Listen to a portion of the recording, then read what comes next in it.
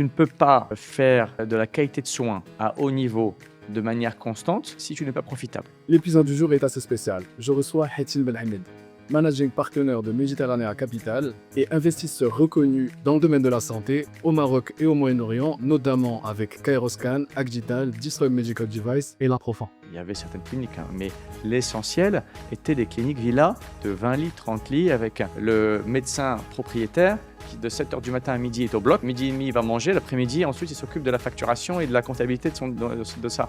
C'est pas tenable. C'est pas comme ça que tu crées un groupe de soins. Argent et santé, généralement, ça a une mauvaise réputation dans l'imaginaire collectif, on va dire. Et donc, comment est-ce qu'un businessman bénéficie aujourd'hui aux Marocains? Une des clés du succès d'Agdital.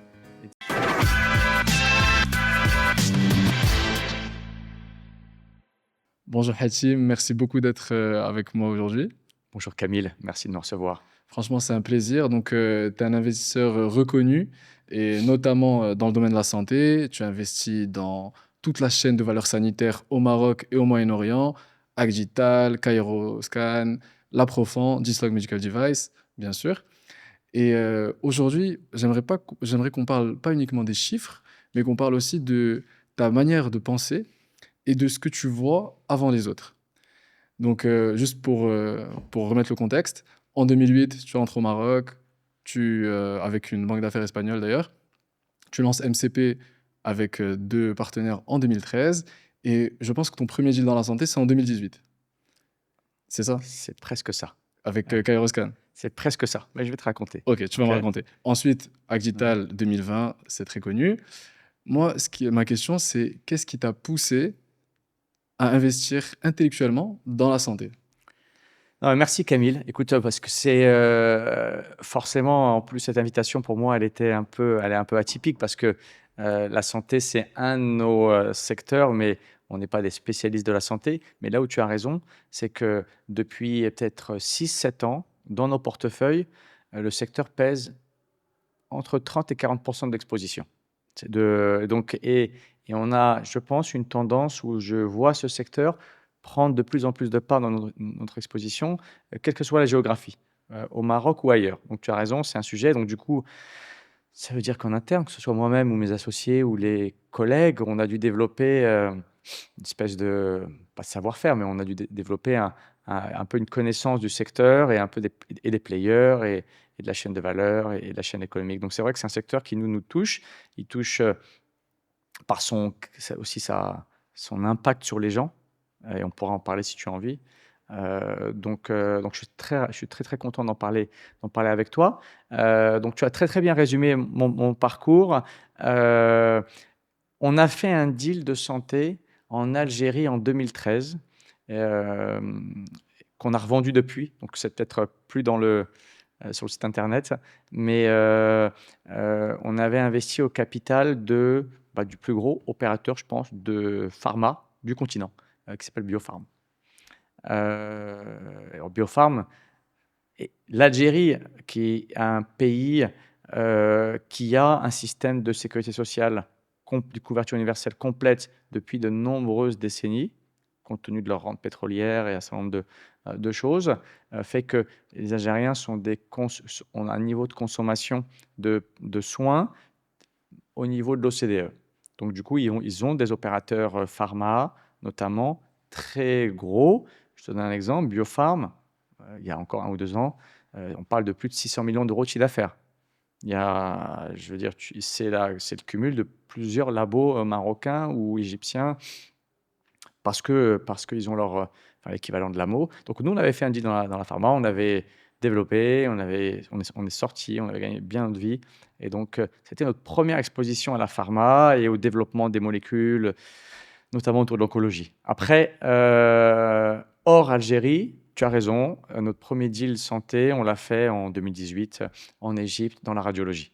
Après, on a fait Agdital en 2019-2020. Ensuite, on a fait La Profond en 2023 et en 2025, Disloc, dispositifs médicaux. Voilà. C'est ça toute la chaîne. C'est ça, presque toute la chaîne. Il y en a...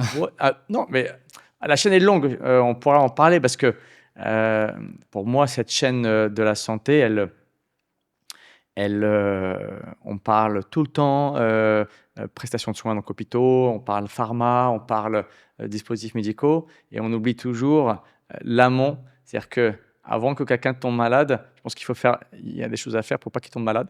Et donc, il y a plein, pour moi, de sujets en amont, pour moi, qui sont sur la même chaîne de valeur, autour du bien-être, sport et autres. C'est les sujets qui vont se développer autour de la nutrition. Bien sûr. Et on voit de plus en plus d'opérateurs nutrition qui se développent.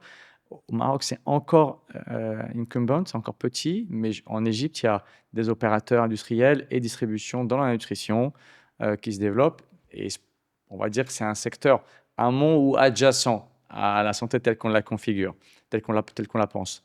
Donc oui, voilà, on connaît. Mais est-ce qu'il y a quelque chose qui t'a poussé particulièrement à investir dans la santé, ou quand tu regardes une entreprise dans la santé, c'est comme les autres, on va dire, des chiffres et le bilan qui est intéressant, quoi. C'est à la fois, et je pense à la fois comme les autres, et à la fois hyper spécifique. Donc nous, c'est un secteur qui nous intéresse, et comme je te l'ai dit, qui pèse significativement dans notre portefeuille. Pourquoi? Parce que c'est d'abord un marché qui est en croissance. Il est en croissance pour tout un tas de facteurs. Au Maroc en particulier, parce que c'est notre pays, donc on peut en parler, mais c'est le cas aussi ailleurs, sur le continent africain. Et c'est le cas dans le Middle East aussi. Donc il y a un certain nombre de facteurs. Je pense, le facteur numéro un, c'est que on va dire, c'est la donnée épidémiologique. On a des morbidités au Maroc comme ailleurs sur le continent et ailleurs dans le Golfe, qui vont vers une consommation, une demande de soins croissante. Hausse du taux de diabète, obésité en hausse chez des gens de plus en plus jeunes, prévalence du cancer de plus en plus jeune, de plus en plus large. Donc tout cela crée des besoins, et tout ce que je viens de citer sont des choses chroniques, donc crée des besoins de soins et des besoins de médicaments. Donc tu as donc un marché qui est en croissance, et ça, l'origine de ces données-là, ce profil de morbidité, il est lié à la façon de vivre, à la sédentarité. Tu connais tous ces sujets-là, tu es médecin, c'est à notre lifestyle. Et donc, on a malheureusement, et on pourra en parler parce que je pense qu'on ne parle pas suffisamment au Maroc des causes de cette morbidité et comment la diminuer. On pourra en parler, c'est le sujet qui me passionne. Mais en tout cas, le fait est là. Donc, les gens font de plus en plus face à des maladies chroniques. Alors, et dans un contexte où les gens vivent de plus en plus longtemps. Tu vois, c'est ça, c'est cette dualité où on a la médecine d'aujourd'hui, elle arrive à faire vivre les gens le plus longtemps possible, mais pas forcément en bonne santé. Donc, ça crée une demande de soins. Tu vois, d'une part, tu as cet élément-là. Le second élément qui on va dire, qui est à l'origine de la croissance du marché, c'est que tu as cette demande-là, elle devient de plus en plus solvable, notamment grâce au système de sécurité sociale au Maroc de l'AMO, d'autres noms dans d'autres pays. Et ces systèmes-là qui permettent à tout le monde, au plus grand nombre, d'accéder à la plus grande palette de soins, elle crée une demande solvable. Donc, quand tu as une demande solvable qui augmente, le volume augmente et la clientèle est solvable, donc forcément, c'est un marché qui est en croissance. Donc, c'est pour ça que pour nous, avec d'autres secteurs, mais le secteur de la santé est un secteur qui est en vraie croissance et dans lequel nous, on compte encore continuer à investir sur toute la chaîne. D'ailleurs, tu as parlé de l'AMO, donc l'assurance maladie obligatoire, et du fait que les Marocains sont devenus solvables. C'est hyper intéressant parce que, en regardant, tu as écrit un livre, Le Prince de Machiavel et comment on l'applique au business. Et tu parles de fortune, c'est-à-dire les éléments qui ne sont en dehors de notre contrôle, qui favorisent notre situation, et de la vertu, qui est en fait le fait d'être préparé, de savoir comment agir quand ces éléments sont là. Et toi, typiquement, tu as l'AMO, donc l'assurance maladie, qui rend solvable 30 millions de Marocains du jour au lendemain. On le sait tous. Ouais. Mais toi, tu as pu agir dessus. Oui. Comment est-ce qu'on s'y prépare? Alors, moi et d'autres. Il faut... moi et d'autres. Maïtena Capital n'est pas le seul fonds à avoir investi dans la santé. On est d'autres. Je pense qu'on est plusieurs à avoir vu vraiment ce secteur grandir. Je pense, on se prépare et les gens, tout le monde, en tout cas ceux qui ont investi dans la santé, l'analysent de plein de manières différentes. Mais je pense qu'on a tous vu la même chose. Quand je suis rentré au Maroc en 2008, l'AMO était là déjà. Il y avait de l'AMO, mais elle couvrait peut-être 20 ou 25% de la population. Et on sait très bien, et donc l'AMO est passé à 80% en 2024, 85%, mais on ne l'a pas décidé. Enfin, on savait qu'on allait y venir. La question, c'était quand, mais on savait qu'on allait y venir. C'est vrai que, tu pourras prendre le terme latin de fortune, je crois que le Covid a joué un rôle d'accélérateur très fort de prise de conscience des pouvoirs publics, donc sous la vision de Sa Majesté, de monter le niveau de prestation de soins et donc derrière pouvoir faire en sorte que les gens puissent avoir accéder à ces prestations de soins. Et donc, je pense que ça a joué un accélérateur. Mais en tout cas, la montée en charge de l'AMO, tout le monde l'avait un peu anticipé. On lisait les articles, on en parlait, il y avait des débats publics autour de ça. Et une chose est sûre, c'est que partout, lorsque on décide d'avoir une couverture universelle, on ne le fait pas par palier. C'est-à-dire qu'on ne passe pas de 25 à 35, c'est toujours sec. On fait rentrer les populations de manière, c'est pas linéaire. Donc Par tranche, ouais. on savait que ça allait arriver et qu'on allait passer de 25 à 30% à un niveau assez important. Donc je pense que ça allait venir. Tout le monde l'a à peu près vu. On le savait. Après, à côté de ça, tu regardais le marché de la santé fin des années 2000, début des années 2010, il n'y avait pas grand-chose d'investissable. Parce que il faut aussi, pour pouvoir investir dans la santé, il faut des opérateurs de santé. Et donc, tu reviens fin des années 2000, début des années 2002, il n'y avait pas grand-chose. Dans la partie prestation de soins hôpitaux privés, il y avait, et ce n'est pas péjoratif de dire ça, mais on les appelle comme ça, il n'y avait que des cliniques villas. Je veux dire, un étage, 20 lits, 30 lits, les plus gros. Il y avait certaines cliniques, hein, mais l'essentiel était des cliniques villas de 20 lits, 30 lits, avec le médecin propriétaire qui, de 7h du matin à midi, est au bloc. À midi et demi, il va manger. L'après-midi, ensuite, il s'occupe de la facturation et de la comptabilité de ça. C'est pas tenable. C'est pas comme ça que tu crées un groupe de soins. Donc, sur la partie clinique, il n'y avait pas de cible. Et d'ailleurs, même réglementairement, la loi ouvrant le capital des cliniques n'est sortie qu'en 2013. La loi 131-13. La pharma, je pense, fin des années 2000, fin des années 2000, début 2010, la grande partie, la majorité des opérateurs pharma au Maroc étaient en mode rente. Très peu étaient en mode investissement. Mais ce n'est pas péjoratif de le dire, ça peut arriver, ce sont des cycles de marché, cycles de vie. Donc il n'y avait pas beaucoup d'opérateurs pharma qui étaient très bullish pour se développer, ouvrir son capital et grandir. Et puis quant aux dispositifs médicaux, pareil, tout comme les hôpitaux privés et les cliniques, c'était pour la majeure partie des petits opérateurs familiaux avec des chiffres d'affaires de moins de 20 millions de dirhams. Donc il n'y avait pas vraiment matière pour nous à regarder ou à investir. Donc si tu veux, avant la généralisation de l'AMO, à 80% de la population, 85% de la population, il n'y avait pas de secteur réellement, il n'y avait pas de cible, il n'y avait pas de marché. Et je pense que maintenant que la clientèle est solvable, et parce que les données médicales sont ce qu'elles sont, voilà, tous ces secteurs sont ouverts. La pharma, maintenant, tu as beaucoup d'opérateurs, même historiques pharma, qui sont en plein boom de développement et de croissance et de création de valeur, on pourra en citer. Pareil pour les dispositifs médicaux, ça se consolide, il y a des players qui grandissent. Et puis dans les prestations de soins, des gens comme Magdital, ODM, Oncorad, Sim Santé se sont développés, on fait des groupes sympatoches. Donc nous, effectivement, l'AMO a joué le rôle de fortune, comme tu l'as dit. Après, sur la partie virtuée et la partie un peu travail, moi, on va dire, il faut être humble et se dire que pour ce qui est d'ailleurs, dans 100% des cas, ce qui nous a toujours convaincus d'investir avec les gens sont les gens. Et donc, que ce soit professeur Bénis, docteur Bénis chez la Profan, Monsef Belkhayat dans les dispositifs médicaux ou Lojdi Talib chez Agdital, c'est toujours eux qui portaient le projet dans lequel on investissait. En Égypte, Keroscan, c'est un peu différent, puisqu'on détient 100%. Donc, on pourra en parler si tu veux, c'est une autre démarche. Mais en tout cas, ici, on avait vu l'AMO, on avait vu que le secteur commençait à se transformer.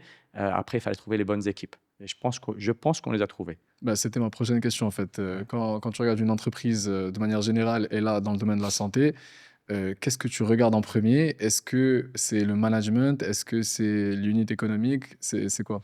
Ouais, alors là, pour le coup, santé ou pas santé, c'est quasiment le même abac de réflexion, c'est la même, en tout cas le même pattern. Le sujet numéro un, c'est le management. Le management, avec qui tu vas travailler au quotidien, est-ce qu'il est fiable? Est-ce qu'il est sérieux? Est-ce qu'il a les capacités de travail pour délivrer le business plan? Donc, c'est des vraies questions qu'on se pose, que tu peux difficilement mettre sur papier, mais c'est vraiment le premier outil, c'est l'actif immatériel le plus important dans lequel tu investis. Après, une fois que tu as couvert ça, évidemment, tu vas regarder le marché. Dans la santé, pour moi, c'est un no-brainer. Le marché, on sait que on est sur de la croissance parce que, on l'a dit tout à l'heure, clientèle solvable, données médicales, Épidémio, ouais. épidémiaux qui sont ce qu'elles sont.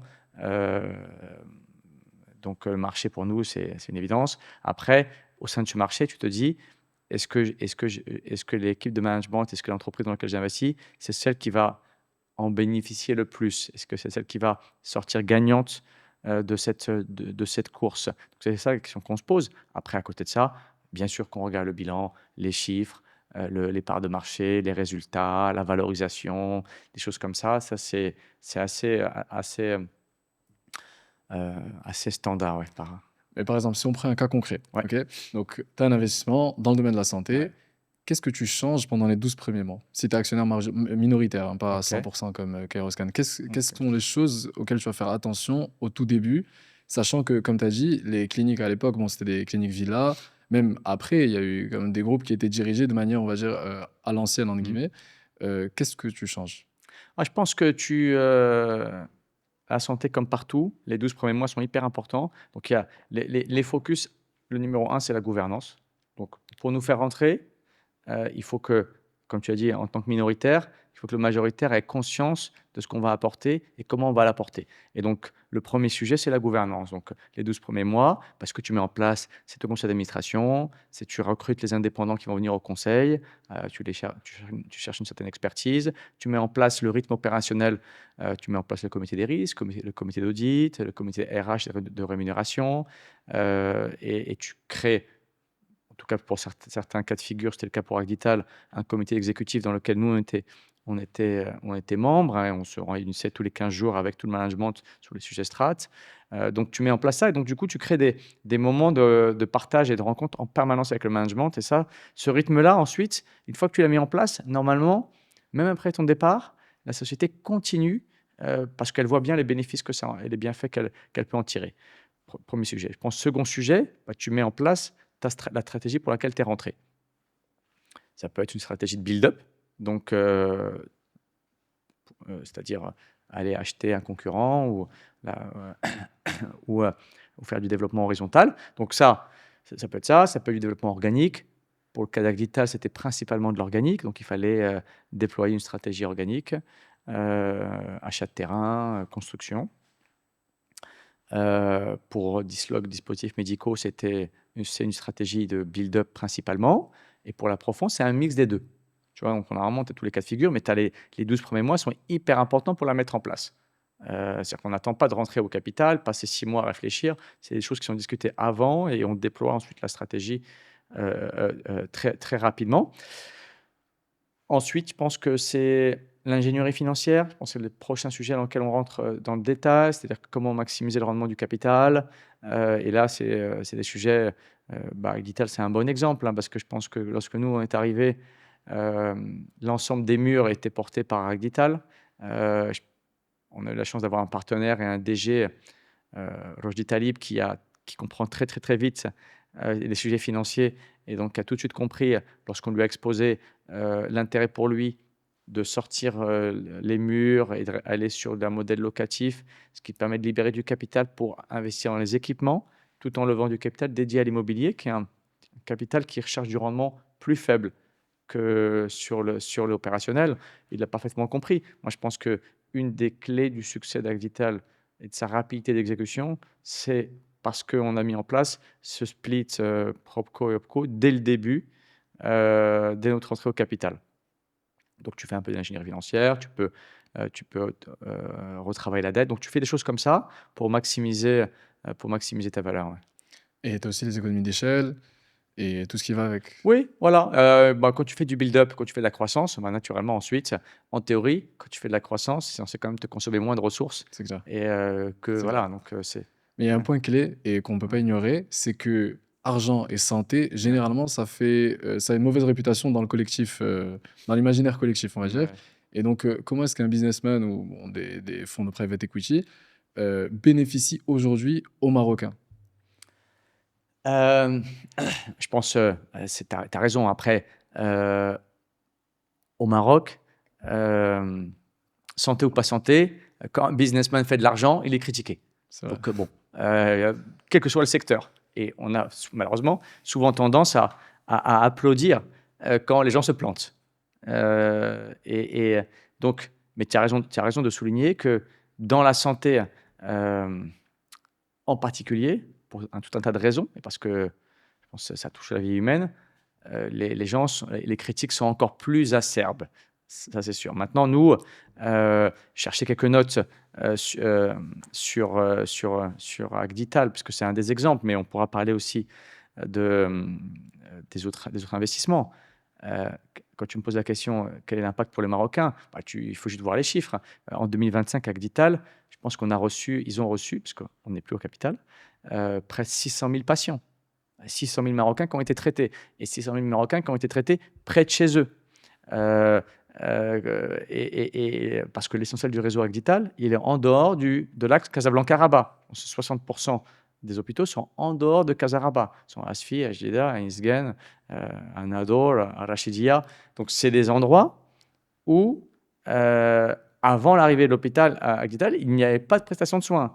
Et moi, évidemment, j'étais administrateur, donc j'avais beaucoup d'interactions avec les équipes. Et quand tu descends dans les hôpitaux et tu discutes avec les patients, il y a encore 4 ans, tu étais à Asfi, et tu avais besoin de faire une chimio, tu prenais la voiture et tu allais à Marrakech. Et toi, tu es médecin et tu sais bien dans quel état une chimio rend les gens en fin de journée. On est mort de fatigue. Et quand tu dois rentrer en voiture faire 400 km, c'est pas drôle. Donc, et c'était même le cas à Jdida. Il fallait venir à Casa. C'est plus court, mais c'est quand même très fatigant. Donc, je pense que quand tu demandes quel est l'impact sur les Marocains, il est là. Il est direct. Quand tu investis dans un projet pareil, tu apportes la prestation de soins, tu apportes le soin chez les gens. Ça, c'est d'une chose. Après, tu as, pour nous, mais ça, c'est tous les secteurs, mais c'est une immense fierté. D'ailleurs, c'est quelque chose pour lequel nous, on est jugé aussi en tant qu'investisseurs, c'est les emplois concrets. Nos propres investisseurs à nous, nos clients, ceux qui nous confient de l'argent, nous jugent aussi sur la valeur qu'on crée dans la community, donc là où on investit, et les emplois qui sont créés, la diversité homme-femme. Et Agdital aujourd'hui a créé plus de 7000 emplois en 5 ans, dont en 2024, 3000 emplois. C'est-à-dire que je pense qu'il n'y a pas un seul acteur économique qui a embauché 3000 personnes sur une année au Maroc. Il n'y a pas un seul acteur économique. C'est énorme. Donc, c'est quelque chose, tu veux, qui a beaucoup de valeur éthique enfin, on appelle ça l'impact, mais c'est énorme. Donc, maintenant, une fois que tu as dit ça, et pour rebondir sur le fait, les businessmen qui font de l'argent dans la santé ont mauvaise réputation, tu ne peux pas faire de la qualité de soins à haut niveau de manière constante si tu n'es pas profitable. Puisque pour pouvoir lever des fonds, pour pouvoir s'endetter, pour pouvoir investir, il faut être profitable. Et donc, c'est vraiment un cercle vertueux. Et ceux qui gagnent de l'argent dans la santé en baissant la qualité de soins sont des gens qui ne peuvent pas se développer ensuite.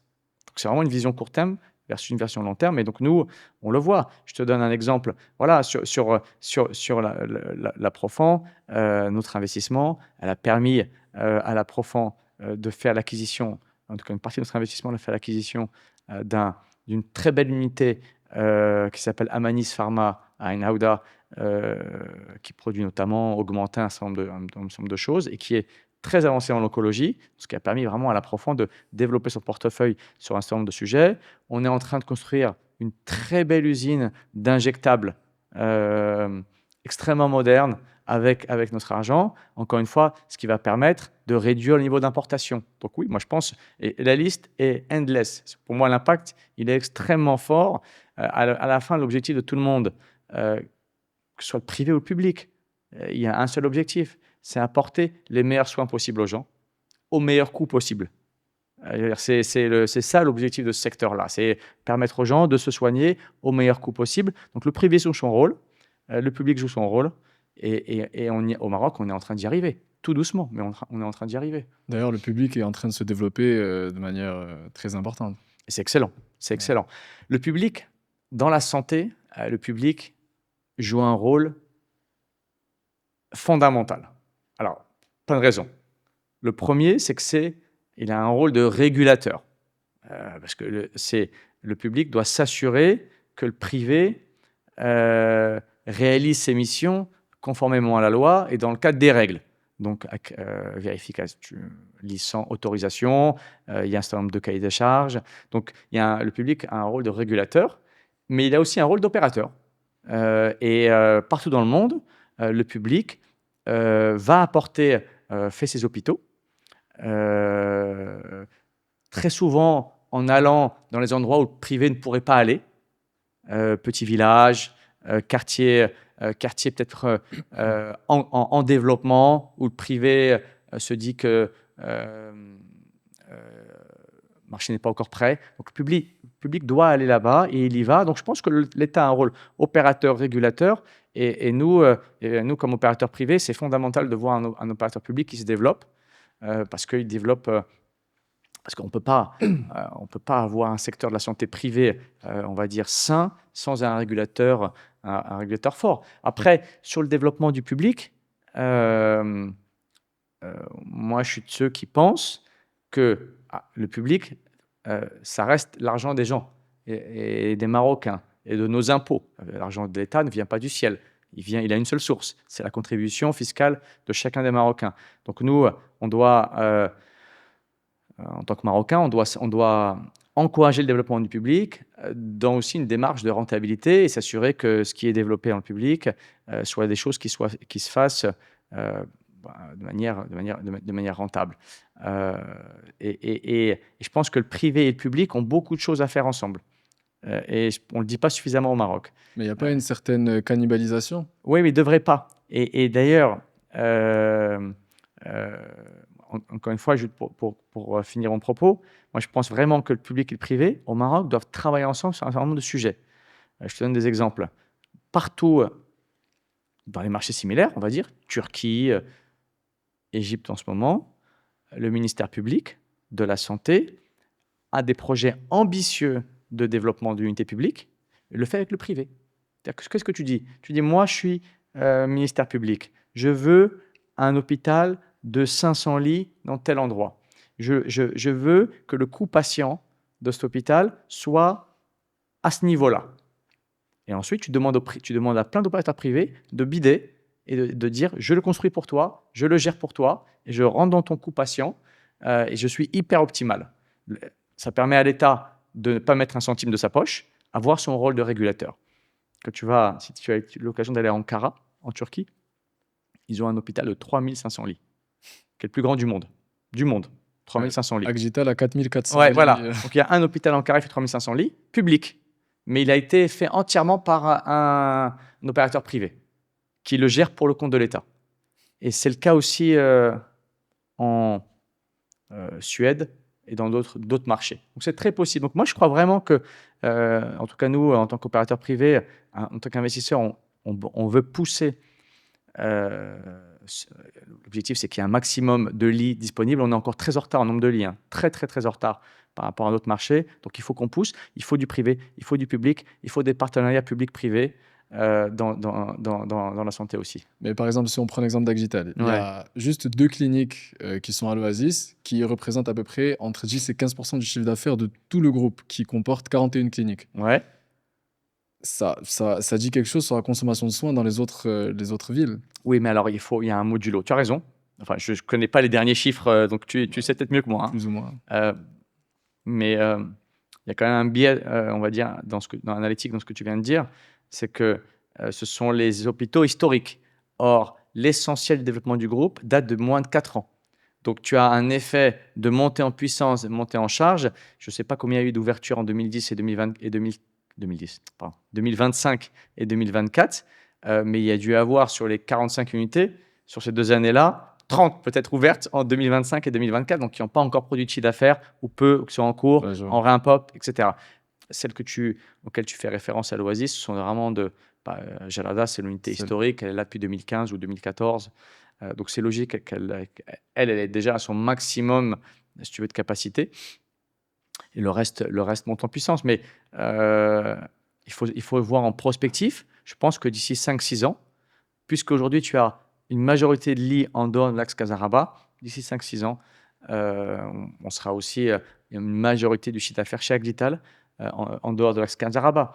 Parce que la demande de soins, elle est quasiment la même partout. Tout à l'heure, quand on parlait épidémio ensemble, je veux dire, le profil épidémiologique marocain, c'est le même à Khlebga qu'à Casa.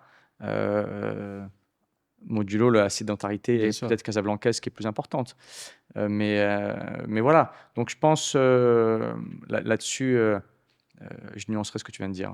Ouais. Et il y a un truc hyper intéressant avec Ouais. Agital. Toi, tu as été un accélérateur. Donc, vous êtes rentré en 2019-2020. Vous avez accéléré. Vous avez construit beaucoup, beaucoup de cliniques. Avec Kairoscan, au contraire, tu es opérateur. Donc, tu as ton management qui est sur place et vous détenez Ouais. 100% du groupe. Mm. Comment est-ce que, en tant que non-médecin, parce que Ouais. bon, avec Agital, il y a Rajid Talib, mais Kairoscan, c'est vous.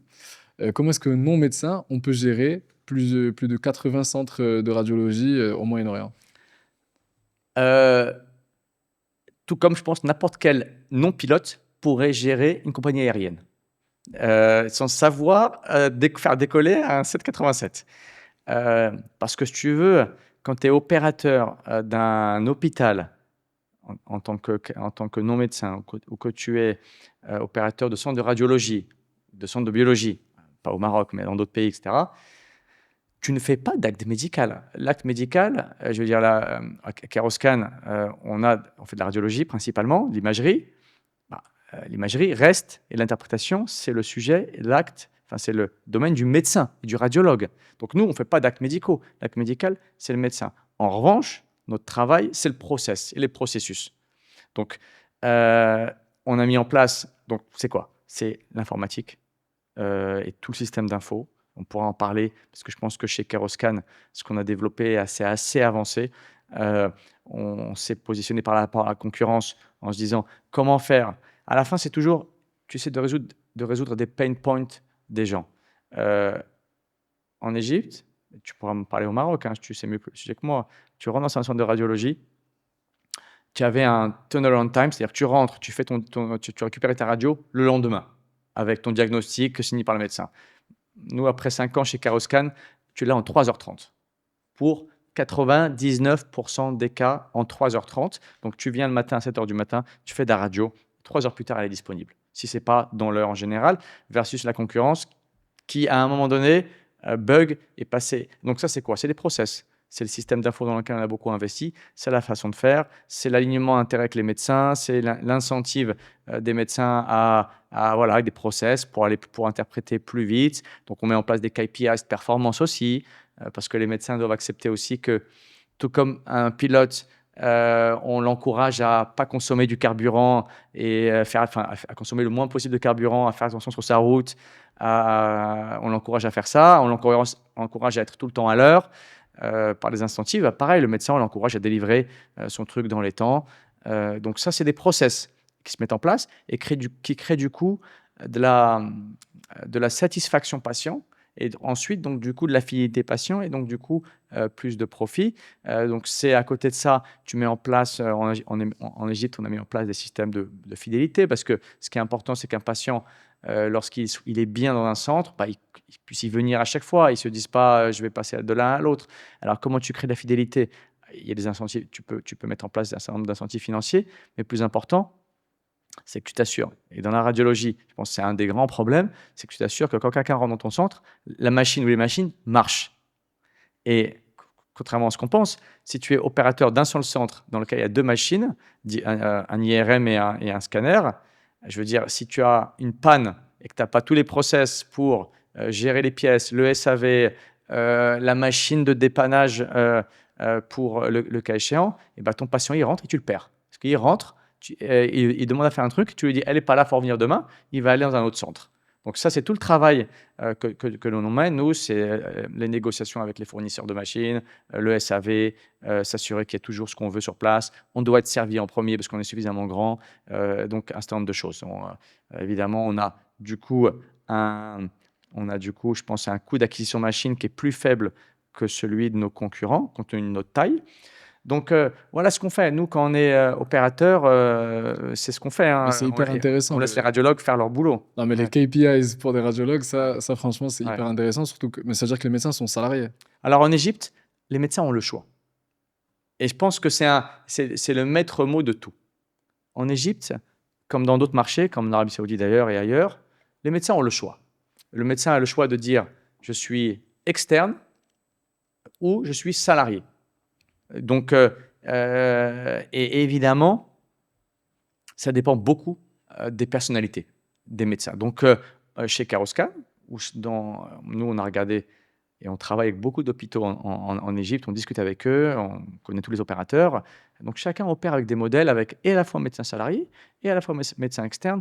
Les médecins ont le choix. Tu peux avoir un jeune médecin qui sort d'université, qui n'a pas de fonds de commerce, et tu lui proposes d'avoir un salaire fixe, confortable, qui lui permet d'avoir une famille, d'avoir une maison, une voiture, de travailler confortablement, et ensuite avec des incentives qui lui permettent d'avoir un certain nombre de bonus. Il y a beaucoup de médecins qui prennent ce modèle-là. Il y en a d'autres, on va dire peut-être des médecins un peu plus stars, pointus, qui savent très bien qu'ils n'ont pas de problème d'employabilité par rapport à leur skill set. Donc, eux vont se dire non, moi je reste en mode externe, je viens travailler chez toi et je repars, et j'ai mon propre cabinet, etc. Donc, tous les modèles en Égypte, tu as le choix. Donc, effectivement, dans nos systèmes, tu as les médecins qui sont salariés sont soumis à un certain nombre de contraintes, mais sans jamais toucher à la qualité de soins. Parce que si tu as un problème de qualité de soins, le patient, dans l'imagerie, ne revient pas. On n'est pas dans l'hospitalisation où les gens sont en urgence absolue et donc ont peu de choix. Là, il y a quand même un grand choix. Est-ce que c'est prêt? Est-ce qu'il est bien reçu? Par exemple, typiquement chez Karoscan, voilà, on a une app, tu fais ton rendez-vous dans tel centre, on te dit voilà, et ensuite si toutes tes informations sont enregistrées, donc tu as ton numéro d'assurance, elle est sur ton profil patient, donc tu as ton app Karoscan, tu choisis ton rendez-vous dans le centre où tu veux, peut-être que le matin tu préfères le faire près de chez toi, mais qu'entre midi et 2, tu préfères le faire près de ton bureau. Donc tout ça, c'est fait sur l'app. Et donc tout ça, tu proposes aux patients des parcours qui le rendent sticky à ton business. Et donc du coup, les médecins sont ravis. Pourquoi? Parce que ils ont plus de flux de business, puisque nous, on travaille sur le fait en sorte que les patients restent fidèles, et on le fait sur tous nos marchés. C'est-à-dire que Karoscan, ce n'est pas qu'en Égypte, c'est aussi en Jordanie, c'est aussi en Arabie Saoudite. Donc, on travaille sur ces sujets-là. On a beaucoup de sujets d'intelligence artificielle en interne sur ces KPIs-là, sur optimiser le parcours client, faciliter la vie du médecin lorsqu'il a une ordonnance. L'IA pré-remplit l'essentiel sur la base de l'image et après lui corrige. Donc, on essaye d'aider le médecin à faire son travail le mieux possible. Il y a un truc très intéressant, tu as parlé de qualité. Ok, donc là, tu me parles d'expérience patient, ça me parle totalement, je comprends, c'est plus sticky, ils ont des affinités, ils aiment, enfin, on va dire, il n'y a pas de friction, Ouais. c'est cool, ils viennent. Ok, mais la qualité, je trouve que c'est quelque chose qui est dur à juger quand on n'est pas médecin ou radiologue. on a du mal à juger la qualité d'un compte rendu radiologique. Et donc, il y a cette question de perception qui, à mon sens, est tout aussi importante, voire plus que la qualité réelle d'un compte rendu, parce que, in fine, le patient qui est le juge n'a pas les outils en fait pour le juger. Et c'est quelque chose que je vois moi-même dans ma pratique. Hein. Ouais. Mais tu as raison. Je pense que ce qui rend le marché de la santé, tu as raison, et on va revenir comment remédier, mais ce qui rend le secteur de la santé vraiment unique. Et c'est pour ça que pour moi, ce n'est pas un marché comme un autre. Et quelqu'un qui te dirait oui, mais c'est comme un autre, c'est un marché, il y a des acheteurs, etc. Je pense que ce serait un menteur. Et quand nous, on regarde la santé comme investisseur, on regarde vraiment comme un secteur unique pour moi, pour deux raisons. Pour plusieurs raisons. Mais la première, c'est que, et tu viens de le dire, il y a un différentiel d'information entre le patient et le médecin qui est tel que qui est du jamais vu dans aucun autre marché. C'est-à-dire que le patient ne sait pas ce qu'il achète de chez le médecin. Le médecin peut lui dire ce qu'il veut. Il y a un tel différentiel d'information que ça crée un biais envers le médecin. Donc tout l'enjeu, c'est de s'assurer et nous, on travaille beaucoup sur ces sujets-là, c'est que faire remonter le niveau de connaissance du patient et de compréhension du patient par rapport à ce qui lui est dit. Donc c'est la première chose. Deuxième chose, la consommation de soins, c'est une consommation forcée. Personne ne fait un scanner du cerveau pour le plaisir. Alors certains le font pour se rassurer, mais c'est une consommation forcée. Alors tu vas acheter un iPhone, tu vas acheter un truc, une paire de Nike, c'est des consommations voulues. La santé, c'est une consommation forcée. Donc ça veut dire que ça crée des responsabilités. On pourra y revenir, et notamment sur le rôle tout à l'heure de l'État régulateur. Dès lors qu'on est dans une consommation forcée, le médecin doit avoir une grosse responsabilité. Puisque la consommation est forcée et que le médecin en sait beaucoup plus que le patient, il y a un rôle très important du médecin, mais aussi de la plateforme dans laquelle il travaille, pour s'assurer que c'est la bonne prestation qui est fournie au bon prix. Donc ça, nous, on a aussi une responsabilité en tant qu'actionnaire, si tu veux. Après, il est évident que nous, en tant qu'actionnaire, on ne peut pas juger de la pertinence des avis médicaux d'un médecin sur un sujet donné. Tout ce qu'on peut faire, c'est l'aider au mieux à donner le meilleur avis possible.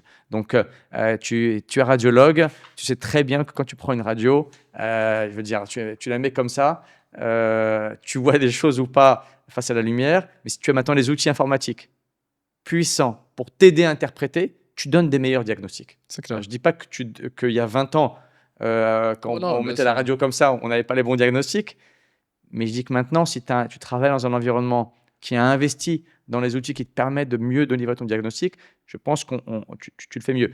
Tout comme dans un hôpital privé, un hôpital public ou privé d'ailleurs, lorsque tu offres au chirurgien un plateau technique premium, il est dans de meilleures conditions pour faire son travail, plutôt que, sans rigoler, j'en ai vu il y a 20 ans, les cliniques Villa, limite, il y a une fenêtre dans la salle d'opération pour aérer. Ouais. J'en ai vu. Donc, je pense que le rôle d'un actionnaire non médecin, quel que soit le segment, biologie, radiologie, prestation de soins, donc hospitalisation, c'est de s'assurer qu'ils donnent les meilleurs outils possibles aux médecins. Après, les médecins ont leur responsabilité, ont leur savoir-faire. Mais l'exemple, la comparaison avec les compagnies aériennes, elle est pas mauvaise, hein, parce que en général, on demande aux pilotes d'optimiser le carburant sur un trajet donné, mais rien n'interdit au pilote de décider de prendre plus. Rien ne l'interdit. C'est lui qui est souverain. C'est lui qui sait, et s'il décide de prendre plus que ce qui est la norme sur tel ou tel trajet, rien ne lui interdit. Ouais, mais la différence, je trouve que c'est que, par exemple, moi en radiologie, je vois pour qu'il y ait une certaine qualité de compte rendu dans tous les comptes rendus et à chaque fois, c'est assez difficile quand il y a plusieurs personnes. Donc, j'imagine même pas quand il y a 80 centres avec je ne sais combien de radiologues. Et c'est là la grande différence avec des cliniques privées comme Agital, Oncorad, peu importe.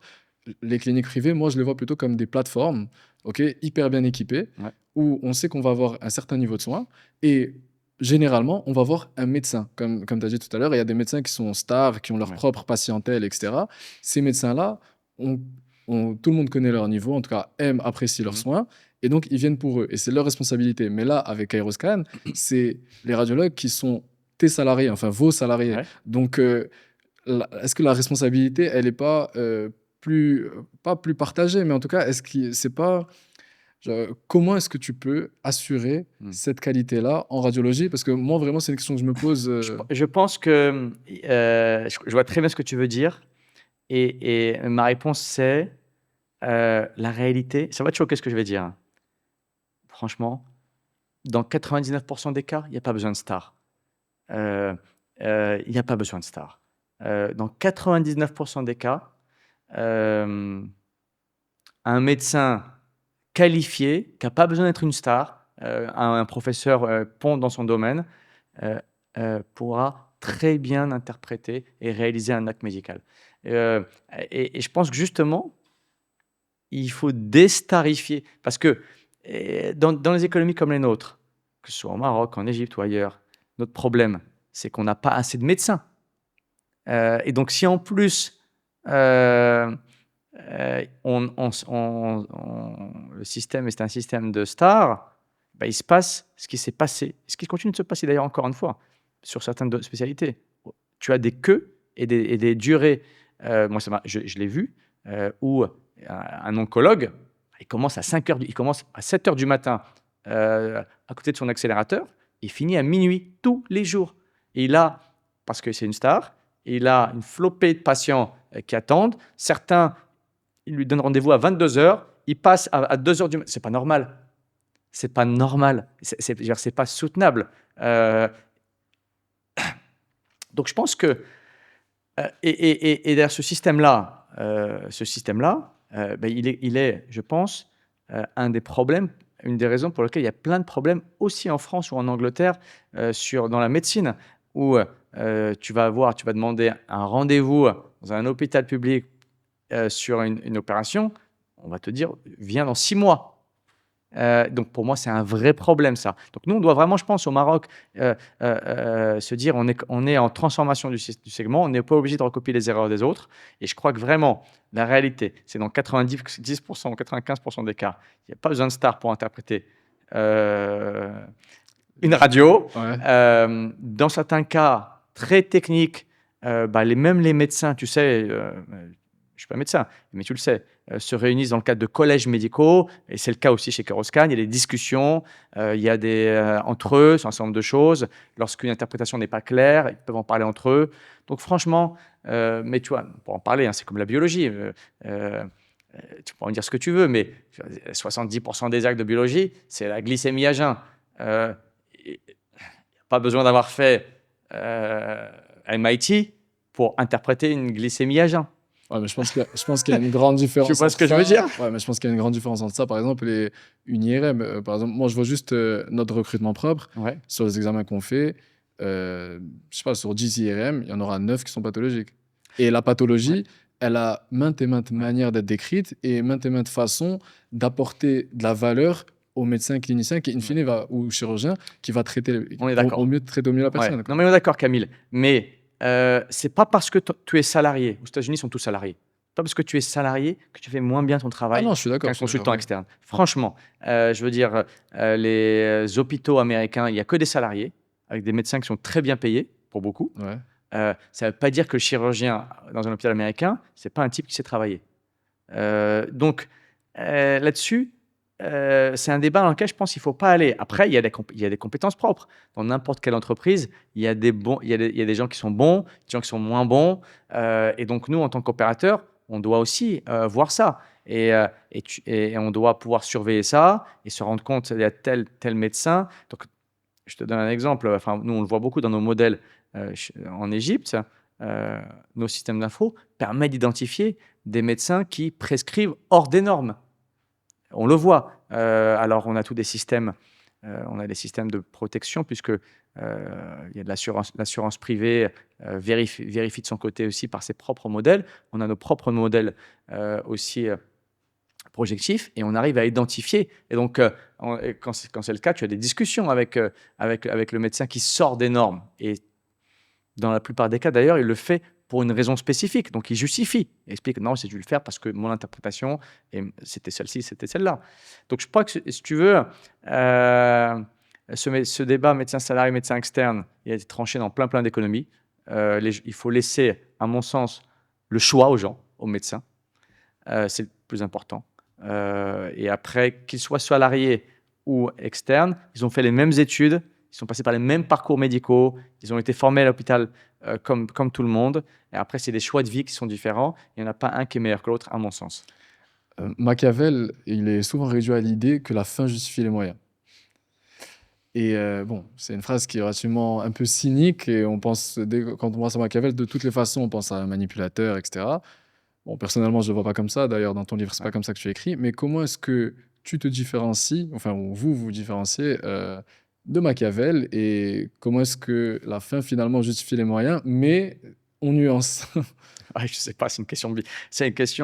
On se différencie de Machiavel parce qu'on n'est pas Machiavel. Enfin, nous, ça n'a rien à voir. C'est-à-dire que la référence au livre, ce livre, je l'avais écrit effectivement et je l'ai écrit parce que je pense qu'il y a beaucoup de similitudes entre l'approche de Machiavel vis-à-vis de la politique par rapport à une approche qu'on peut avoir sur la gestion des affaires des entreprises. Et je pense qu'il y a beaucoup de similitudes. Et tu as raison de dire que la fin justifie les moyens a été un résumé, je pense, assez erroné de sa pensée, qui n'est pas du tout ce que lui-même pensait.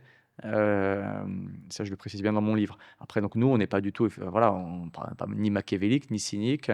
Nous, je crois vraiment, et je vais te sembler très naïf quand je vais te dire ça, mais on en parle beaucoup en interne avec nos équipes et avec mes associés. On essaye de faire des choses bien. C'est-à-dire qu'on essaye de construire des choses qui sont durables et laisser une trace de ce qu'on fait, de nos investissements. Et donc ça se mesure par, nous on mesure en tout cas par l'impact qu'on réalise, que ce soit l'impact environnemental, l'impact en termes d'emploi, l'impact en termes de qualité de ce qui est apporté. Tu sais, il suffit même quand tu investis dans une usine de gâteaux, et que tu crées de l'emploi et que tu crées des produits avec une marque locale qui est vendue localement, tu réduis l'importation et donc tout ça, tu crées des choses qui sont bénéfiques pour le long terme, pour le pays. Nous, on a des belles histoires avec Cash Plus, THCC notamment. On a fait des belles choses et c'est des choses qui sont restées et qui continuent de rester. Et donc, on est ravis de voir ça. Donc, nous, on a un raisonnement, pas bisounours, mais on se dit qu'en investissant notre argent, on crée des belles choses, on crée des choses qui restent. Et puis après, ensuite, en gagnant de l'argent, on peut réinvestir dans de nouvelles choses. C'est comme ça qu'on voit les choses. Est-ce que les entreprises que tu as citées, notamment TGCC, Cash Plus, Agital, est-ce qu'elles ont dépassé tes attentes quand la première fois que tu as rencontré Ouais, je pense. Alors, on va commencer par Agital. Et ça, il faut.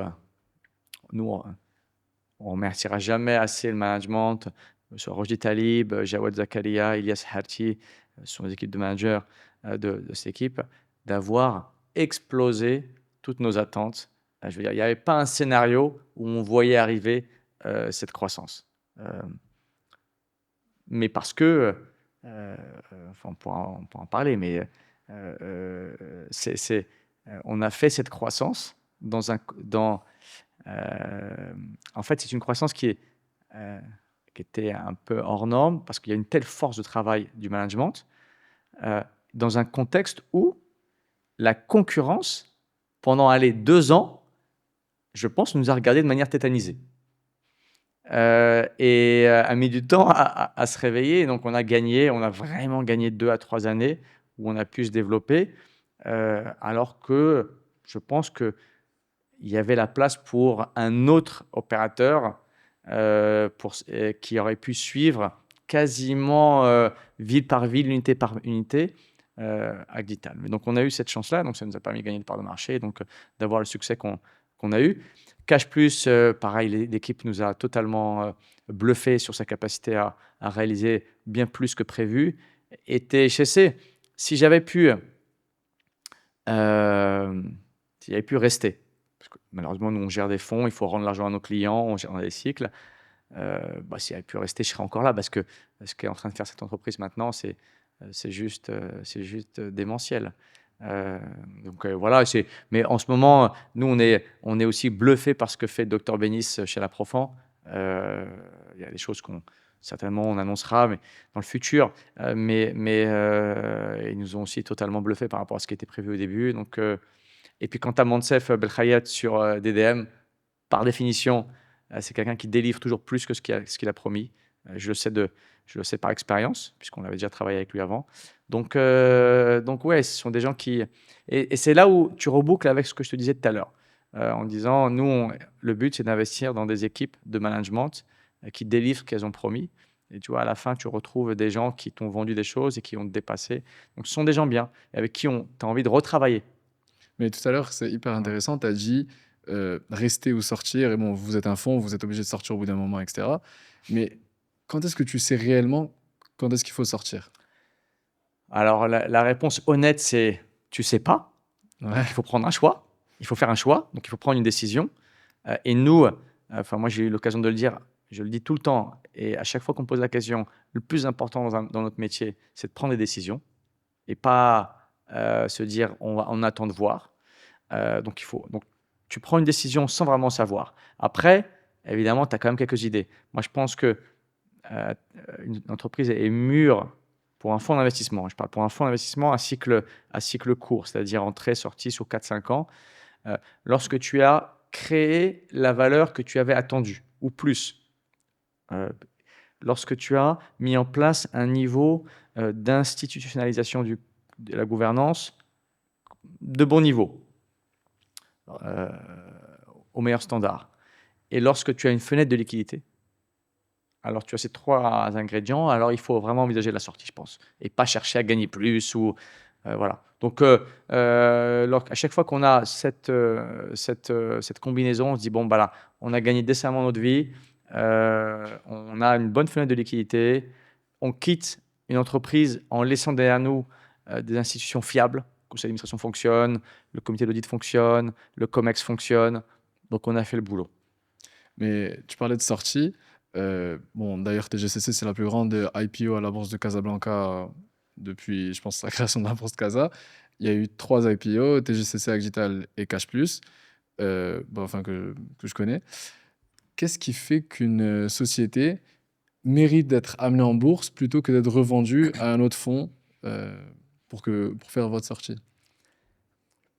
Avec ta permission, je vais te corriger, Ouais. parce que je pense que ça fera pas plaisir à certaines personnes, mais c'est SGTM, la plus grosse opération.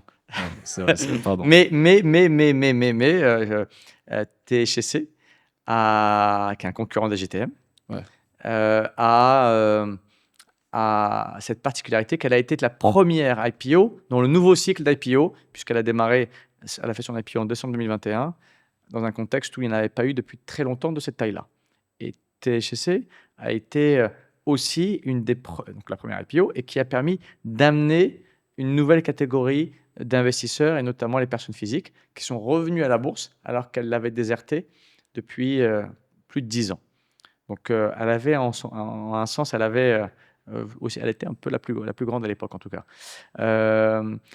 Moi, qu'est-ce qui fait qu'une entreprise sort en bourse ou pas? L'IPO, ce n'est pas une fin en soi. C'est pas un cadeau, c'est pas, on doit aller en bourse si on a un projet de croissance. Pour moi, on doit aller en bourse si on a un projet de croissance identifié, et pour préparer la société à lui donner un capital très long terme. C'est ça le sens. Au-delà des gens qui sont au capital, c'est lui donner un capital au très long terme, puisqu'après, tu as une base de capital ouverte entre fonds de pension, assurance, OPCVM, personnes physiques, actionnaires historiques. Donc, tu donnes une capital stable, une base de capital stable sur du très long terme. Donc, je pense que c'est d'abord l'objectif d'une introduction en bourse. Et l'introduction en bourse, ce n'est pas pour... Je sais qu'il y a beaucoup de gens qui, je pense, comprennent mal, mais ce n'est pas pour gagner de l'argent, prendre l'argent, partir, parce qu'ensuite, tu as une entreprise qu'il faut gérer, des résultats qu'il faut délivrer, des actionnaires qu'il faut contenter. Donc, L'histoire n'est pas simple. Donc ça, c'est première chose que je voulais te dire. Après, donc nous, on regarde évidemment plusieurs aspects. Est-ce que le management, l'actionnaire majoritaire, s'inscrit dans cette configuration-là? Oui et non. Euh, pour nous, en tant que fonds, c'est 20 fois plus simple de céder notre participation à un autre fonds plutôt que de rentrer dans un processus boursier avec le régulateur, ça prend du temps, puis après ensuite tu es face au public. Donc c'est clair que lorsqu'on peut vendre directement à notre fonds, on le fait. Lorsqu'on pense qu'il y a de l'intérêt pour l'entreprise d'aller en bourse, on le fait. On l'a fait pour Cash Plus, pour Agital, pour THC, on le fera pour d'autres, mais on a aussi d'autres opérations qu'on va vendre, à des fonds ou à des stratégiques. Tu as des cas de figure à chaque fois différents. Et donc, par exemple, l'Aprofan, vous avez investi en 2023. Ouais. Et bon, il n'y a toujours pas de l'Aprofan en bourse. Est-ce que c'est une décision parce que ça s'inscrit, enfin, parce que niveau stratégie, ça serait pour, enfin, on va dire que la stratégie est différente ou Alors, c'est une bonne question et ça va me permettre de parler un peu de la pharma. Alors non, pas du tout, parce que 3 ans, c'est pas si long que ça. Donc ça fait à peine 3 ans. Avec le docteur Bénis, toutes les options sont possibles sur le long terme. Mais la pharma, contrairement les hôpitaux privés ou aux dispositifs médicaux, elle a une particularité aussi. Et moi, je trouve que c'est une industrie qui fait partie de ces industries que moi j'appelle des industries paquebot. Pourquoi? C'est-à-dire que quand tu prends une décision dans la pharma, tu changes de cap, ou je vais à droite. Entre le moment où tu décides et le moment où tu vas vraiment à droite, il peut se passer 3 ans.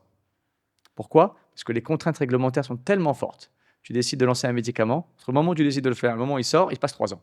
Donc, c'est pour ça que les cycles de capital dans la pharma sont plus longs. Et il faut l'accepter quand tu investis dans la pharma. Les gens vont dans la pharma en se disant je vais faire des quick wins. Non, la pharma, c'est très complexe. C'est très réglementé et pour des bonnes raisons. D'ailleurs, d'ailleurs, c'est exact, pardon, mais c'est exactement ce qui s'est passé avec Monsef. C'est ce qui m'a, enfin, de ce qu'il m'avait dit, c'est au début vous êtes placé sur les génériques et après en fait les cycles étaient tellement longs que vous avez un peu, on va dire, switché dispositifs médicaux parce que c'est un peu Oui, alors compliqué. le groupe Dislog, ce qu'il a fait, nous, on n'est pas investisseur dans la partie pharma de Dislog. Nous, on est uniquement investisseur dans la partie Ah, ok. dispositifs médicaux, dans une consortium, une filiale qui s'appelle DDM, DMD, ouais. Dislog, ouais, DMD, Dislog Medical Device. Merci Camille. Et effectivement, Dislog a aussi un business de pharma, Sterifarm et d'autres sujets. Et donc, pour Dislog, certainement que ça faisait du sens, mais l'Aprofond est un pur player médicament, spécialiste marocain de l'aigu, qui se développe sur le chronique, notamment avec ce qu'on a fait sur Amani. C'est un certain nombre de nouveaux partenariats que l'on a pour pouvoir offrir tout le panel.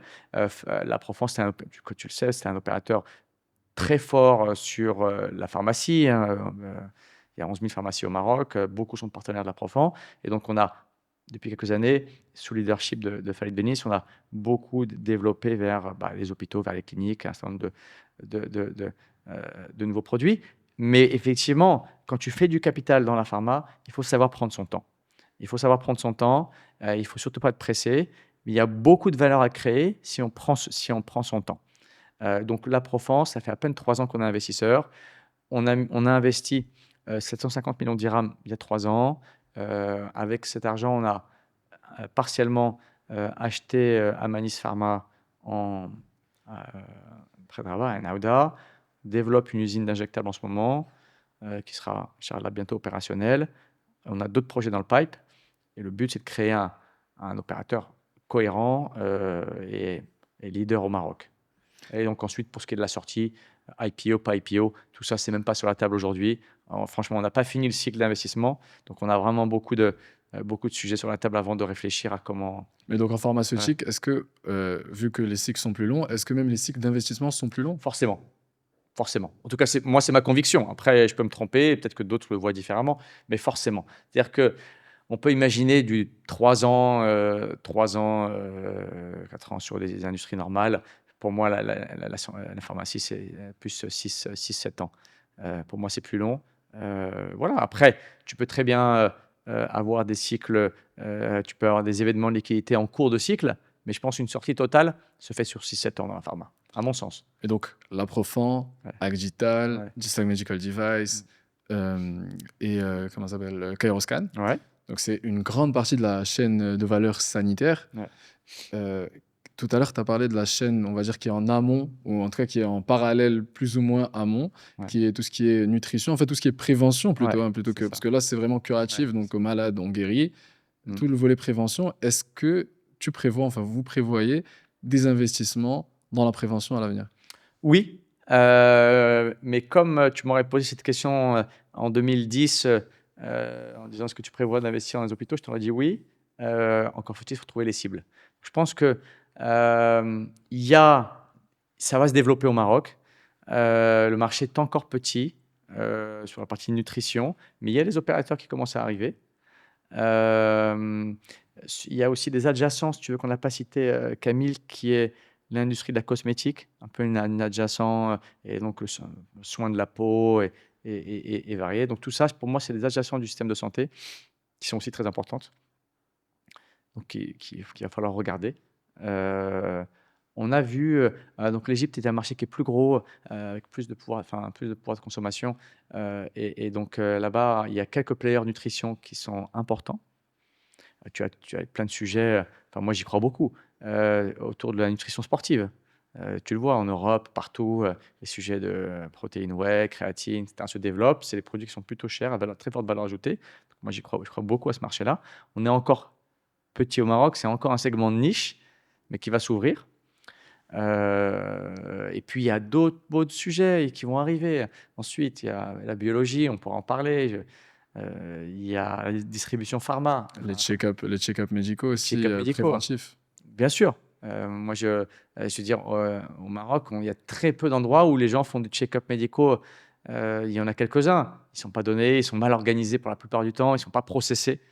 Par exemple, moi, à titre personnel, j'ai lancé en novembre 2023, donc Ouais. juste après mon internat, j'ai lancé un check-up médical basé sur l'IRM corps entier. Ouais.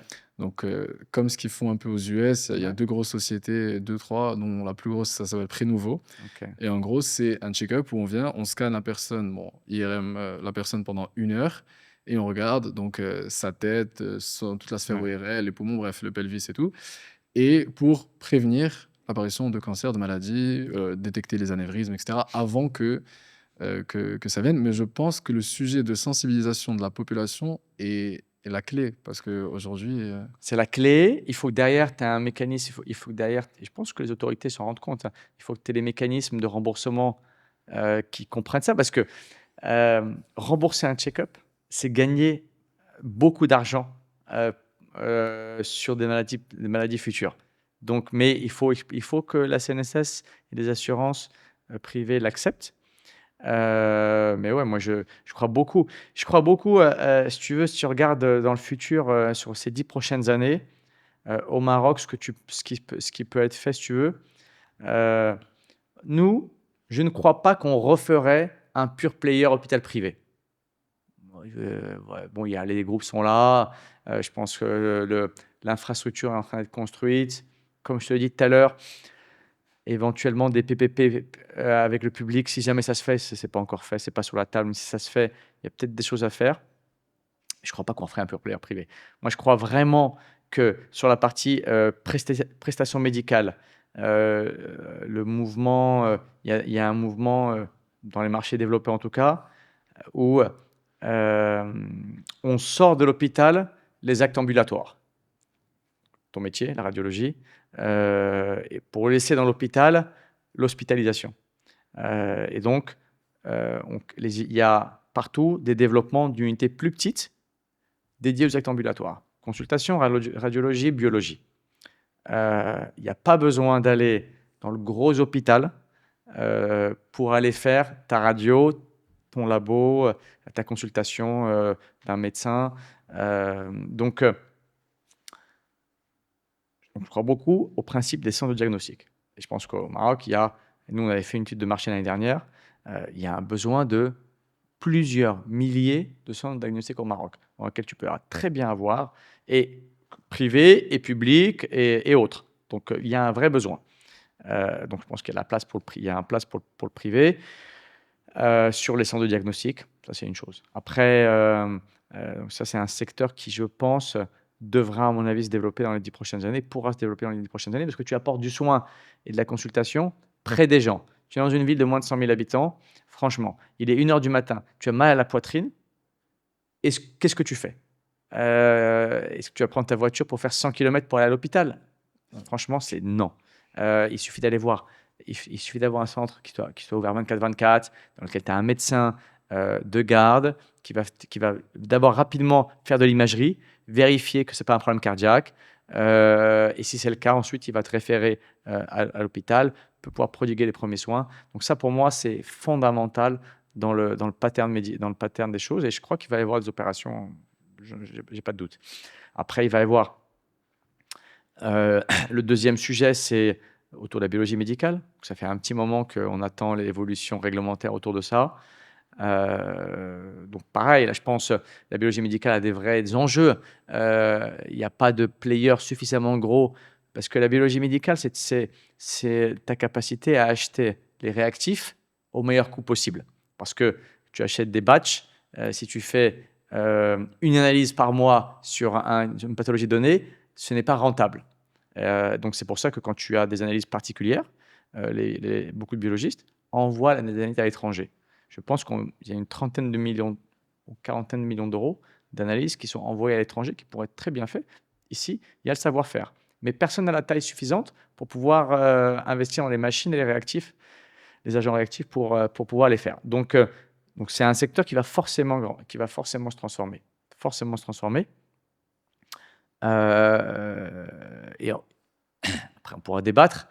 Mais pareil, je pense un biologiste, un centre, je pense que c'est pas forcément la direction et la marche de l'histoire sur Terre. Mais par exemple, en France, il y a 2 gros players. ouais. Il y a plus de biologistes indépendants comme ici. Pas plus beaucoup, quoi. C'est pas vrai en région, parce j'ai beaucoup regardé ce marché aussi à titre de comparaison. Donc tu as des grands players, et puis tu as encore des opérateurs qui ont 15-20 centres en région, qui sont des personnes physiques d'ailleurs qui détiennent. Mais c'est important de pouvoir mutualiser l'informatique, mutualiser l'achat des machines, des réactifs, différencier la collecte de l'analyse. Je veux dire, il y a des choses fondamentales, et un médecin biologiste doit faire son travail de médecin biologiste, pas se taper forcément à gérer la gestion de son centre. Mais ce que tu dis, Ouais. c'est hyper intéressant parce que là, en ce moment, il y a par rapport aux pharmacies, ils sont en train de parler de l'ouverture du capital de pharmacie pour que, pour que les fonds puissent entrer. Mm. Donc, j'imagine que tu es favorable à cette ouverture. Moi, la pharmacie, c'est un secteur que je connais bien aussi pour l'avoir regardé. Et j'ai lu les articles de presse, en tout cas ce que disaient beaucoup de pharmaciens. J'ai lu l'avis du Conseil de la concurrence. C'est ce que je cherchais. Sur ce sujet-là. Je pense que le Conseil de la concurrence, c'est une institution qu'on a qui est vraiment qualifiée, qui connaît vraiment bien son sujet, pour les avoir pratiqués dans beaucoup de secteurs. Et donc, il faut lire ces avis avec beaucoup d'humilité, et il faut respecter le travail qui a été fait par ce conseil, parce que c'est extrêmement intéressant. Il y a 11 000 ou 12 000 pharmaciens au Maroc. Camille, il y a une majorité, je ne connais pas les chiffres exacts, qui ont du mal à joindre les deux bouts. C'est-à-dire qu'il y a beaucoup de pharmaciens qui ont du mal à boucler les fins de mois. Et donc, quand tu as un secteur où tu as 11 000 pharmaciens, 11 000 pharmacies, à titre de comparaison, il y a 700 labos biologie. Donc, il y a quand même beaucoup de pharmacies au Maroc. Et que tu discutes et que tu te rends compte que la plupart ont du mal à boucler les fins de mois. Alors, je ne te parle pas des pharmaciens stars qui ont leur fonds de commerce depuis 40 ans. C'est qu'il y a un problème dans le secteur. Et quand il y a un problème dans le secteur, c'est que c'est un secteur qui doit être repensé. Et à tous les niveaux, faire en sorte que les pharmaciens gagnent leur vie, ça c'est une chose. Donc ça veut dire qu'il faut leur permettre de faire plus de choses dans leur pharmacie. Ça c'est une première chose. c'est pouvoir leur donner les moyens d'investir. Et ça, ça va avec l'ouverture de capital. Parce que, et puis à côté de ça, la pharmacie, je veux dire, je pense que tous tes auditeurs, toi-même, moi-même, on a vécu, on vit des pain points très forts dans la pharmacie où à 1h du matin, tu es dans ta voiture à chercher une boîte de Doliprane. Et tout le monde a vécu cette scène. Et tu vas dans une pharmacie, tu la trouves fermée, tu lis sur un papier à moitié correctement imprimé où est la pharmacie de garde, tu te rends compte que, et puis tu y vas, et puis en fait tu te rends compte que la pharmacie de garde elle ferme à minuit, et donc il faut aller à celle qui est 24-24, et puis tu arrives dans une pharmacie de garde où tu as une espèce de lorgnière avec un type qui te parle en cachette derrière le truc, une boîte de Doliprane, passe-moi le billet d'abord. C'est franchement une façon de faire Moyenâgeuse. moyenâgeuse. Donc ça veut dire qu'il y a quelque chose qui ne tourne pas rond. L'OTC, donc Ouais. les médicaments non prescrits, tu as besoin d'une boîte de Doliprane, parentale ou peu importe. Franchement, tu devrais pouvoir le trouver dans le plus d'endroits possible. Parce que ce qui compte, c'est la santé des gens. Et tu n'as pas besoin d'un avis d'un professeur de santé pour prendre un Doliprane. Ça, tu ne m'enlèveras pas de l'idée. Donc ça veut dire qu'on a besoin, nous, en tant que Marocains, d'avoir des solutions d'accès à ces produits-là plus simples. Alors après, à côté de ça, le pharmacien, qui a fait quand même 7 ans, 8 ans d'études, il faut qu'il puisse faire autre chose que vendre des boîtes de Doliprane. Et c'est ça le problème. Donc il faut pouvoir lui donner des vaccins à faire. Le cas échéant, le pharmacien est totalement capable de donner les vaccins. Ils le font en Europe. De pouvoir faire peut-être des actes biologiques très simples. Mais est-ce que ça ne va pas léser les pharmaciens? Parce que bon, d'accord, Ouais. il y en a 11 000 et il y a une partie qui n'arrive pas à joindre les deux bouts, mais in fine, ils ont quand même une pharmacie qui a une certaine valeur, etc. Si maintenant on enlève le chaînage, que donc, tout le monde peut faire ce qu'il veut, enfin pas ce qu'il veut, mais en tout cas tout le monde peut ouvrir des pharmacies, il y aura une consolidation, forcément il y aura des énormes players de la distribution qui vont se mettre à faire comme les Boots ou les CVS qui sont aux US. Donc ça va être des méga supermarchés avec les pharmacies tout au fond, enfin les médicaments qui sont sur prescription tout au fond, et tout sera disponible. Je suis d'accord que ça sera beaucoup mieux pour aller chercher un Doliprane à 1h du mat. Mais est-ce que ça ne va pas léser toute une population qui a fait, comme tu as dit, quand même 6 ou 7 ans d'études Oui, alors, rien ne se fait du jour au lendemain. Et je te rappelle que dans le Boots ou le CVS, sur la partie prescription au fond, il y a toujours un pharmacien. Donc c'est le pharmacien qui donne les médicaments prescrits. Ça, c'est il n'y a pas de débat, même aux États-Unis. Mais ce qui ne veut pas dire que nous, on va appliquer un modèle américain. D'ailleurs, même le Conseil de la concurrence n'a jamais dit que ça devrait être totalement ouvert comme ça. Je pense que les choses doivent se faire par étapes. Mais le plus important pour moi, c'est de dire quel est l'intérêt du patient. Après, ensuite, pour revenir sur ce que tu disais avec le fonds de commerce, les pharmaciens, le chaînage, etc. Moi, je n'ai pas de problème avec le chaînage. Mais le chaînage tel qu'il est décrit actuellement, mais il n'a aucun sens. Il est anti-économique pour les pharmaciens. Je crois qu'il s'agit de 300 mètres ou un truc comme ça. Or, en fait, le chaînage doit inclure une part de densité de population. C'est ça le débat. Et tu as des quartiers à Casa qui sont hyper denses et qui ont besoin de plus de pharmacies que ce qu'il y a actuellement. Tout comme des quartiers beaucoup moins denses qui ont besoin de moins de pharmacies que ce qu'il y a actuellement. Et donc permettre à ces gens-là, aux pharmacies, de mieux vivre. Donc, je pense que le chaînage, moi je ne suis pas contre le chaînage sur le principe. Enfin, on va dire de manière générale, je trouve que quelqu'un qui prône l'ouverture, quelqu'un doit pouvoir faire ce qu'il veut, où il veut. Mais si tu veux quand même avoir une notion de chaînage, il faut y inclure une bonne dose de densité pour pouvoir avoir la vraie... Après, ensuite, mais il faut dire aux pharmaciens, il faut mettre les moyens. C'est-à-dire que le pharmacien doit être dans sa pharmacie. Le pharmacien doit pouvoir ouvrir le dimanche jusqu'à minuit dans sa zone pour pouvoir accéder aux besoins des patients. Donc, je pense que tu as plein de... donc, ça veut dire que c'est un secteur qui va forcément bouger et se disrupter. Forcément. Ça prendra peut-être un peu plus de temps, parce qu'une profession réglementée, mais ça va se disrupter. Moi, j'y crois beaucoup. Et tout à l'heure, en parlant des entreprises dans lesquelles vous avez investi tout au long des années, vous avez investi au Maroc, mais aussi énormément au Moyen-Orient, donc bon, Kairos-Khan en Égypte, etc. Mais même là, Agital, bon, quand vous y étiez encore, parlait d'expansion Ouais, et a acté ouais, dessus ouais, dans les pays du Golfe. Est-ce que sincèrement, on a un avantage stratégique, ou enfin, vous avez, ou on a ouais, tous, un avantage stratégique à aller dans des pays où la compétition est encore plus rude que chez nous? ouais. C'est une question qu'on me pose beaucoup et c'est une bonne question. Mais euh, si tu vois une entreprise américaine est dans le Golfe, on leur dit jamais, mais est-ce que tu vas être compétitif? Parce que je pense que nous, on a un biais cognitif et on se dit, ah, les Marocains, on peut pas y arriver. Moi, je dis, on peut y arriver. On sait tout faire. Et pour ce qui est de la prestation de soins, on est très bien, on est capable de faire aussi bien que les autres. Une fois qu'on a dit ça, euh, dans les pays du Golfe, euh, tout est à faire. Contrairement à ce qu'on pense, tout est à construire. Alors, au Moyen-Orient, il y a un marché et puis des marchés satellites. Il y a un marché, c'est l'Arabie Saoudite. Euh, Après, tout le reste sont des marchés tout petits, niches, par Qatar, Émirats, sont des petits marchés qui sont, tu as raison, qui sont hyper compétitifs.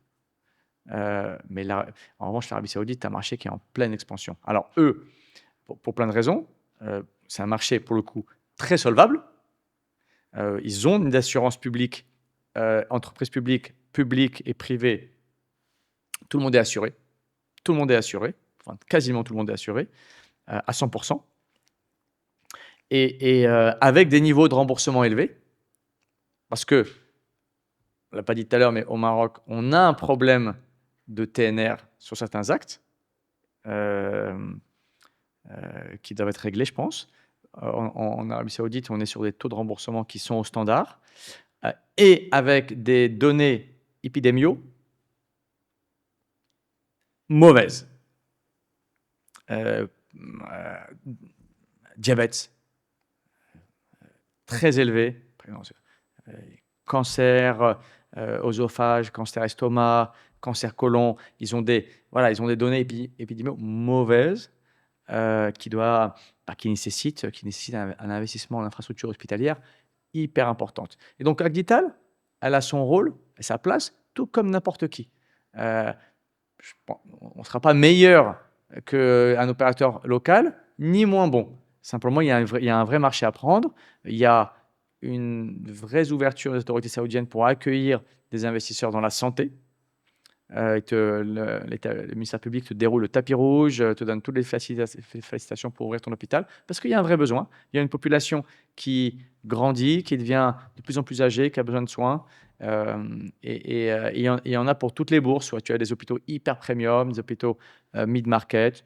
Donc, tu vois, il faut y aller, que ce soit Acdital ou un autre, il faut y aller sans Sans avoir peur, appréhension. ouais, sans appréhension, sans avoir peur. Il faut faire son truc et puis voilà. C'est vrai qu'au Maroc, on a un biais où on se dit toujours que, bon, aux US, par exemple, ils sont meilleurs, mais typiquement aux US, la Mayo Clinic, Ouais. ils sont meilleurs. C'est les meilleurs, Ouais. parmi les meilleurs du monde. Donc, et dans ton livre, d'ailleurs, tu écris que l'avantage compétitif, c'est l'une des choses les plus importantes dans une société. C'est ni son histoire, ni son savoir-faire, parce que, bon, l'histoire, voilà, et le savoir-faire, on peut l'apprendre ou le payer, ou etc. Ouais. Donc, comment est-ce que dans un marché où il y a des acteurs qui sont américains aussi excellents qu'ils soient, Ouais. et ils le sont, Ouais. on peut quand même être compétitif. Ouais. Alors, Clinique Mayo, Cleveland Clinic, C'est ça. on parle de niche extremely high-end.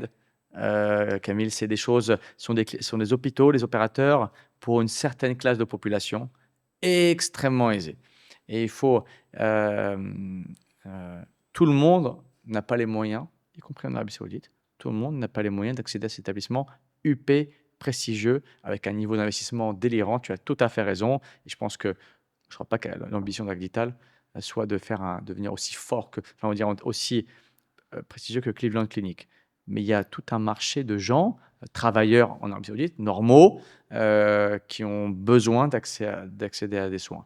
Donc je pense qu'il faut savoir le faire. Donc tu as raison, il faut savoir le faire avec beaucoup d'humilité et tu ne vas pas te positionner au niveau de Cleveland, au niveau de Saudi German Hospital aussi, qui sont plutôt avec prestations très, très, très élevées. Donc voilà, il faut le faire en ayant justement conscience de sa compétitivité, des choses qu'on peut faire, des choses qu'on ne peut pas faire. Et de toute façon, il faut le faire avec calme et prudence. Donc il faut y aller voilà, step by step, développer quelques hôpitaux, tu vois, essuyer les premiers plâtres, corriger la façon de travailler. Et puis après, ensuite, voilà, les gens apprennent vite. Moi, j'aimerais qu'on aborde un dernier point Ouais, je qui t'en me prie. tient à cœur, Ouais. c'est l'éthique. Mm. En fait, bon, tout à l'heure, on a dit que business et santé, parfois, c'était souvent mal vu, même si c'est pas le cas et que ça bénéficie aussi aux citoyens marocains notamment. Mais il y a quand même une ligne rouge, je pense, entre le rendement et l'éthique. Est-ce que toi et vous, en tant que MCP, ça vous est déjà arrivé de renoncer soit à certaines pratiques, soit à certains deals parce que éthiquement, ça ne matchait pas? Bah, tout le temps. Bien sûr, tout le temps, Camille, on se retrouve à renoncer à certains deals parce qu'on on n'est pas à 100 confiant sur les valeurs éthiques d'un dirigeant. Bien sûr, on a eu plein de fois le cas, parce que c'est fondamental. Nous, si tu veux, en tant qu'opérateur de private equity, on a un seul actif en interne. C'est la confiance que nous font nos clients investisseurs et la réputation qu'on a. Euh, à aucun moment, on veut être lié de près ou de loin à des problématiques éthiques qui pourraient ternir notre réputation et celle de nos investisseurs. Donc ça, c'est le premier sujet. Donc ouais, ça nous est déjà arrivé et on a déjà dit non à des dossiers qui pouvaient être potentiellement très profitables. Ça, c'est la première chose. Deuxième chose, les gens avec qui on s'associe sont des gens qui partagent des éthiques similaires. Euh, quand l'approfond quand le ministère de la Santé demande des choses à l'approfond, de l'aider sur tel ou tel médicament non disponible, les gens de l'approfond ne réfléchissent pas deux fois. Pendant le Covid, lorsque il a fallu ouvrir tous les lits de réa d'Agdital à une population covidée pour aider le ministère de la Santé, on l'a fait. C'est évident, il n'y a pas de débat. Donc, je pense que cette éthique, elle est partagée par tout le monde. Et pourquoi? Parce que, comme on l'a dit tout à l'heure, la santé, c'est un secteur vraiment unique. Vraiment unique parce que, et je pense pas l'avoir dit, mais c'est unique parce que, on l'a dit, les soins sont forcés, mais aussi parce que contrairement à tous les autres, à beaucoup d'autres marchés, les soins sont aussi un droit des gens. C'est un droit humain de base. Donc, quand tu opères dans ce marché-là, il faut absolument comprendre que tu opères dans un marché où tu vends un service, mais qui est en fait un droit. Et donc, il faut bien l'avoir en tête lorsque tu proposes ta proposition de valeur. Et donc, du coup, ça veut dire qu'il faut une éthique très forte. Après, moi, je te l'ai dit tout à l'heure, je suis de ceux qui pensent que lorsque tu as la bonne éthique, du coup, tu as la bonne qualité et donc tu gagnes de l'argent. Moi, je pense que tu gagnes de l'argent quand tu as la bonne éthique. Et ensuite, tu as un cercle vertueux qui fait que les gens viennent chez toi, ils font les trucs proprement, les gens te font confiance, tu as la bonne réputation. Donc, dans la santé, l'éthique, c'est vraiment quelque chose que tu peux pas, discounter. Pour finir, quel serait ton conseil à un jeune aujourd'hui qui s'intéresse à l'écosystème de la santé au Maroc? Ouais, il est très simple, il faut foncer. C'est-à-dire que s'il y a un marché sur les 15 prochaines années au Maroc qui va continuer de grandir, c'est celui-là. Donc, premier conseil, il faut foncer. Alors maintenant, foncer comment, dans quoi? Ça va dépendre beaucoup de la formation de la personne, mais je te l'ai dit, un jeune, je ne vois pas un jeune aller faire un groupe d'hôpitaux privés. Écoute, les montants sont colossaux, mais tout à l'heure on a dit, il va y avoir des marchés qui vont s'ouvrir, biologie médicale, qui demandent des consommations de capitaux plus faibles. La distribution pharmaceutique, la pharmacie va aussi évoluer. Est-ce que c'est maintenant? Est-ce que c'est dans 5 ans? Je ne sais pas. Je crois beaucoup aux dispositifs médicaux non hospitaliers. Parce qu'aujourd'hui, 99% du business, c'est de l'hospitalier. Or, on va rentrer dans une dynamique de B2C. On est en train de tout transformer. on va pouvoir, j'en suis persuadé, très rapidement avoir des dispositifs à la maison pour pouvoir faire tes propres prises de sang, propre analyse, un diagnostic non médical rapide. Écoute, maintenant, je ne sais pas, mais moi, j'ai une Whoop qui me dit quand je suis fatigué, qui me dit attention, tu es en train de tomber malade. Et elle a souvent raison. Donc, ces sujets-là, et je crois que ça va être des sujets qui vont être de plus en plus sur la table.